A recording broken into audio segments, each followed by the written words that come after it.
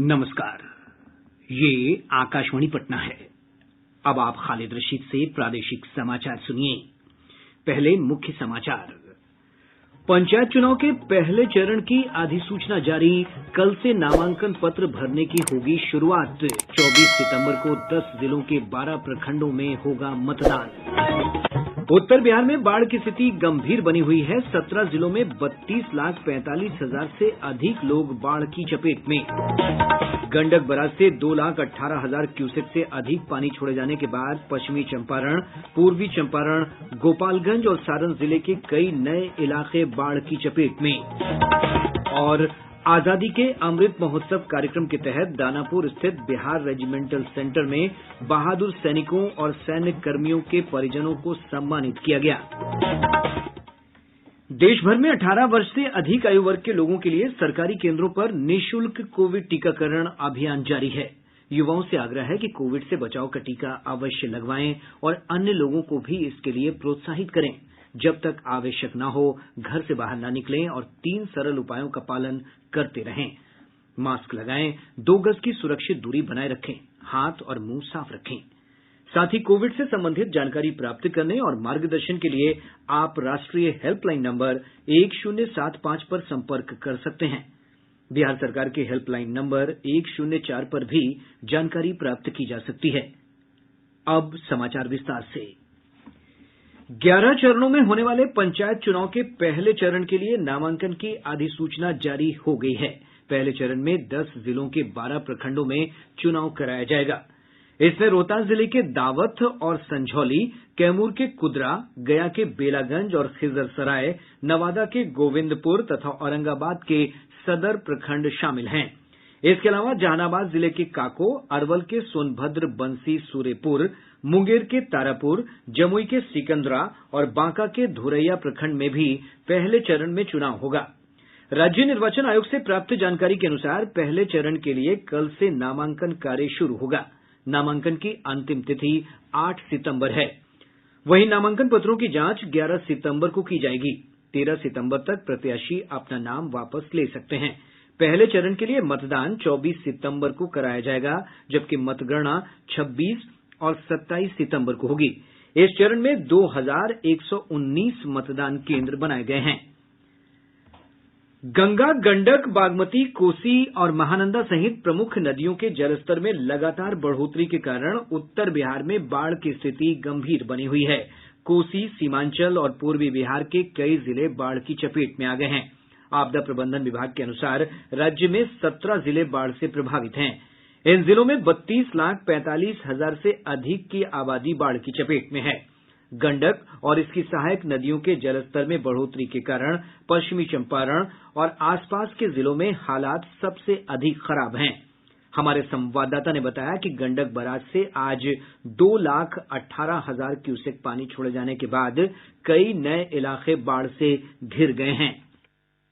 गंडक और उसकी सहायक नदियों ने पश्चिमी चंपारण जिले में बड़ी तबाही मचाई है। जिले के नौतन और बैरिया प्रखंड के 1 दर्जन से अधिक गांव फिर से बाढ़ की चपेट में आ गए हैं। वाल्मीकि नगर गंडक बराज से लगातार पानी छोड़े जाने के कारण बाढ़ की स्थिति और बिगड़ गई है। आज भी गंडक बराज से 2,18,000 क्यूसेक से अधिक पानी छोड़ा गया है। बाढ़ के कारण जिले के बड़े हिस्से में धान की खड़ी फसल को नुकसान हुआ है। इसके अलावा लौरिया सहित कई इलाकों में गन्ने की फसल भी बर्बाद हो गई है। ग्रामीण क्षेत्रों में 100 से अधिक पुल पुलिये और सड़कें क्षतिग्रस्त हुई है। सड़कों के क्षतिग्रस्त होने के कारण बगहा 2 प्रखंड के दोन क्षेत्र में राहत कार्य चलाने में काफी मुश्किल हो रही है। कई इलाकों में राहत सामग्री नहीं पहुंच पा रही है। आकाशवाणी समाचार के लिए बेतिया से आशीष कुमार।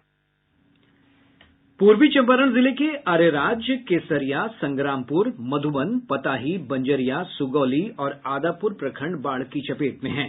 सैकड़ों एकड़ में लगी धान की फसल बाढ़ के कारण क्षतिग्रस्त हुई है। गंडक के जलस्तर में बढ़ोतरी के कारण गोपालगंज, सारण और मुजफ्फरपुर जिले के कई प्रखंड बाढ़ से प्रभावित हैं।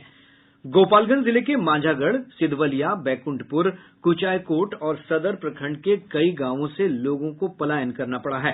सारण जिले के दरियापुर, मकेर, तरैया और पानापुर प्रखंड में सैकड़ों घरों में बाढ़ का पानी प्रवेश कर गया है। नेपाल से निकलने वाली नदियों बूढ़ी गंडक, बागमती और कमला बलान के जलस्तर में बढ़ोतरी के कारण सीतामढ़ी, शिवहर, मुजफ्फरपुर, दरभंगा, मधुबनी में भी बाढ़ की स्थिति गंभीर बनी हुई है। मुजफ्फरपुर जिले में बागमती और बूढ़ी गंडक नदी का जलस्तर कई स्थानों पर खतरे के निशान से ऊपर बना हुआ है। हमारे संवाददाता ने बताया कि गायघाट, कटरा और औराई प्रखंड में हालात सबसे अधिक खराब हैं। बागमती के जलस्तर में अत्यधिक वृद्धि होने से औराई, कटरा और गायघाट प्रखंड की 3.5 लाख की आबादी प्रभावित हुई है। साहेबगंज में भी करीब 7,000 घरों में गंडक के बाढ़ का पानी प्रवेश कर गया है। बागमती का जलस्तर स्थिर होने के बावजूद बाढ़ग्रस्त क्षेत्र में समस्या बरकरार है। क्षेत्र के पूर्वी हिस्से के शिवदाहा, बरुआरी, केवटसा, जमालपुर, लदौर, बलौर, निधि पंचायतों में बाढ़ ने एक बार फिर से तबाही मचाना शुरू कर दिया है। आकाशवाणी समाचार के लिए मुजफ्फरपुर से कौशल किशोर कौशिक। हाजीपुर से हमारे संवाददाता ने बताया है कि लालगंज प्रखंड में गंडक नदी के पानी के दबाव के कारण सररिया पंचायत में रिंग बांध टूटने से लालगंज नगर क्षेत्र के कई वार्ड में बाढ़ का पानी फैल गया है। वहीं जाफराबाद, यूसुफपुर, जलालपुर, खरौना और लाल वसंता इलाके बाढ़ की चपेट में आ गए हैं। समस्तीपुर जिले में गंगा, बागमती और बूढ़ी गंडक नदी का जलस्तर कई स्थानों पर खतरे के निशान से ऊपर बना हुआ है। इसके चलते बाढ़ की स्थिति में कोई सुधार नहीं है।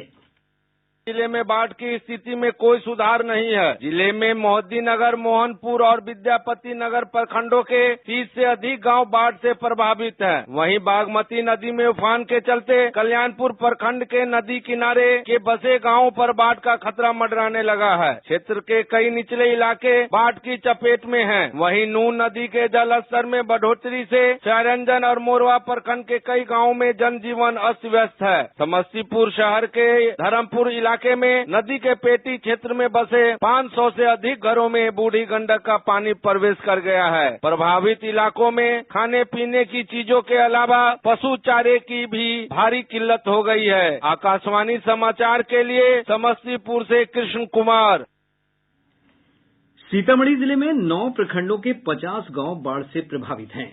हमारे संवाददाता ने बताया है कि बाढ़ के कारण विस्थापित लोग राष्ट्रीय राजमार्ग संख्या 77 और 104 पर अपने माल मवेशियों के साथ डेरा डाले हुए हैं। सीतामढ़ी और सुरसंड को जोड़ने वाले राष्ट्रीय राजमार्ग 104 के ऊपर से कुम्मा डायवर्जन के पास तेज बहाव हो रहा है। सीतामढ़ी जिले में बारिश में कमी के बाद बाढ़ प्रभावित लोगों ने राहत की सांस ली है। हालांकि स्थिति अभी सामान्य नहीं हुई है। बागमती और अधवारा समूह की नदियों के जलस्तर में गिरावट हुई है, लेकिन बागमती नदी अब भी डुब्बा घाट और रूनीसरपुर के कटौझा में खतरे के निशान से ऊपर बह रही है। डुब्बा घाट में बागमती के जलस्तर में फिर से बढ़ोतरी देखी गई है। डुब्बा घाट में बागमती नदी खतरे के निशान से 40 सेंटीमीटर ऊपर बह रही है, जबकि कटौझा में इसका जलस्तर लाल निशान से 86 सेंटीमीटर ऊपर दर्ज किया गया है। अधवारा समूह की नदियों का जलस्तर स्थिर बना हुआ है। बाढ़ से सबसे अधिक परिहार, सोनबरसा, सुरसंड, बेलसंड, रूनीसरपुर, सुपी, चरोद प्रखंड के गांव प्रभावित हुए हैं। इन प्रखंडों में करीब 4 दर्जन गाँव में सबसे अधिक फसल का नुकसान हुआ है। आकाशवाणी समाचार के लिए सीतामढ़ी से राजेश कुमार। प्रादेशिक समाचार आप आकाशवाणी पटना से सुन रहे हैं। समस्तीपुर रेल मंडल अंतर्गत हायाघाट थलवारा स्टेशन के बीच रेल पुल संख्या 16 पर गार्डर तक बाढ़ का पानी आ जाने के कारण इस रेलखंड पर आज दूसरे दिन भी रेलगाड़ियों का परिचालन बंद है। मंडल वाणिज्य प्रबंधक सरस्वती चंद्र ने बताया कि इस मार्ग से होकर चलने वाली 14 रेलगाड़ियों का परिचालन रद्द कर दिया गया है। इसके अलावा 16 प्रमुख ट्रेनों का परिचालन परिवर्तित मार्ग से किया जा रहा है। दरभंगा समस्तीपुर रेलखंड में हायाघाट के पास ब्रिज नंबर 16 पर बागमती नदी का पानी लगातार बढ़ने के कारण यात्री परिचालन और सभी ट्रेन सेवाएं बंद कर दी गई हैं। जहां इसका खतरे का लेवल 47.10 मीटर है, अभी ये 47.62 मीटर पर बह रही है। इस कारण हमने आज 14 ट्रेन सेवाओं को कैंसिल कर दिया है। इसके अलावा 6 सेवाएं शॉर्ट टर्मिनेट हो रही हैं, 4 शॉर्ट ऑरिजिनेट हो रही हैं और 16 गाड़ियों को हमने डाइवर्ट किया है। ये गाड़ियां दरभंगा, सीतामढ़ी, मुजफ्फरपुर होते हुए और कुछ गाड़ियों को हमने नरकटिया, पनियावा होते हुए गोरखपुर के माध्यम से निकाला है। मौसम विभाग ने अगले 48 घंटों के दौरान राज्य के अधिकांश हिस्सों में हल्की से मध्यम बारिश की संभावना जताई है। मौसम वैज्ञानिक आरती गुप्ता ने बताया कि मानसून की ट्रफ रेखा विभिन्न राज्यों से होती हुई बंगाल की खाड़ी तक जा रही है, जिसके चलते प्रदेश के अधिकांश हिस्सों में बारिश का पूर्वानुमान है। और अब आजादी का अमृत महोत्सव प्रश्नोत्तरी प्रतियोगिता के अंतर्गत आज का सवाल।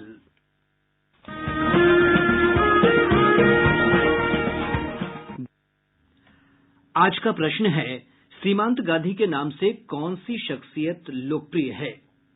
आप इस प्रश्न का जवाब हमारे ईमेल airnewspatna2021@gmail.com पर दे सकते हैं। श्रोता मोबाइल नंबर 947100253 पर व्हाट्सएप या एसएमएस के माध्यम से भी उत्तर दे सकते हैं। जवाब के साथ श्रोता अपना नाम, पूरा पता और अपना एक फोटो भी भेजें। विजेता का चयन सही जवाब भेजने वाले श्रोताओं में से लॉटरी के माध्यम से किया जाएगा। विजेता के नाम की घोषणा कल शाम 7:30 बजे के प्रादेशिक समाचार बुलेटिन में की जाएगी। अधिक जानकारी के लिए आप हमारे ट्विटर हैंडल @AIRnews_Patna को भी फॉलो कर सकते हैं।